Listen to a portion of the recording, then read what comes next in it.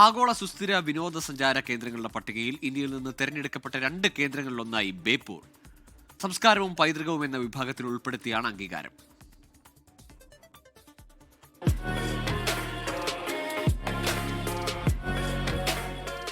ചരിത്രപരമായ പ്രാധാന്യം, മാരിടൈം ബന്ധങ്ങൾ, നൂറ്റാണ്ടുകളായി തുടർന്നു വരുന്ന ഒരു നിർമ്മാണം, സാഹിത്യ വിനോദസഞ്ചാര സർക്യൂട്ട്, പ്രകൃതിയും സമൂഹത്തെയും പരിഗണിച്ചുള്ള സുസ്ഥിര വിനോദസഞ്ചാര വികസനം എന്നിവ പരിഗണിച്ചാണ് അംഗീകാരം.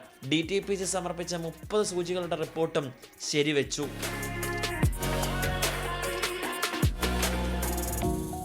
അടിസ്ഥാന സൗകര്യ വികസനം, Beypore water fest, champions league, വള്ളംകളി തുടങ്ങിയ വിനോദസഞ്ചാര പദ്ധതികളാണ് ബേപ്പൂരിനെ അടയാളപ്പെടുത്തുന്നത്.